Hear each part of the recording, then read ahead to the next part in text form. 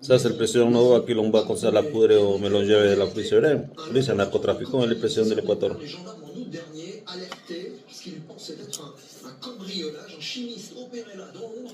La drogue en provenance d'Amérique latine était mélangée à de la pulpe de fruits. Marie-Rose Saskia, Julien de Me gusta de l'Équateur Sud, certo. Cette grange, incendiée fin décembre, abritait un laboratoire de cocaïne. Niché au milieu de bois et de champs, tout à fait isolé, à l'abri des regards, dans un hameau de 300 âmes. Les gendarmes l'ont découvert en août dernier. Ils y ont retrouvé de la cocaïne mélangée à de la pulpe de fruits, une technique connue pour duper les douaniers. Les habitants de la commune voisine ont appris l'existence de ce laboratoire dans la presse. On pensait être loin de tout ça et ça arrive dans nos campagnes et c'est quand même très inquiétant pour toute notre jeunesse. Mais ça, c'est les Équatoriens. Inadmissible de voir ça. Ah ouais, on voit ça partout maintenant. Bah, je suis un peu surpris.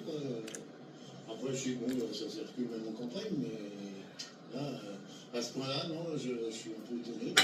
Situé dans le Maine-et-Loire, entre Le Mans et Tours, un lieu calme, rural, une localisation qui n'étonne pas cette spécialiste. Ce territoire, il est géographiquement situé à la fois pas très loin de très grandes villes et pas très loin de la mer. Et on sait que la cocaïne passe beaucoup par les ports. Mais aujourd'hui, tous les territoires sont touchés tant pour la consommation que pour les réseaux de trafic. Suivi par le procureur de Rennes, l'enquête n'a mené à aucune interpellation pour le moment.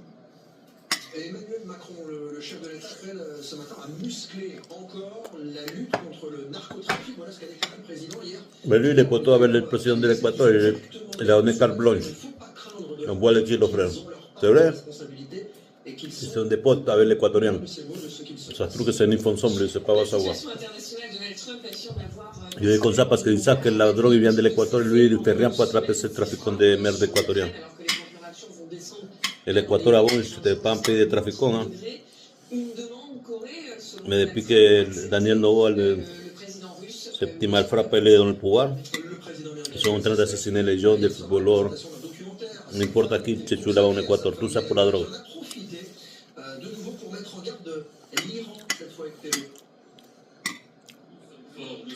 C'est triste que je dise que le président, c'est pas que lui ramène les kilos, mais va savoir, je ne sais pas si c'est quelque chose. Mais je sais que c'est très copain avec le type équatorien.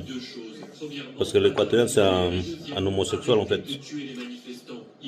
Après je ne sais pas s'ils font quelque chose à voir dans le sexe aussi, mais, ou dans la drogue, mais si tu le laisses venir, il s'assoit à ton côté en sachant que ça ne va pas.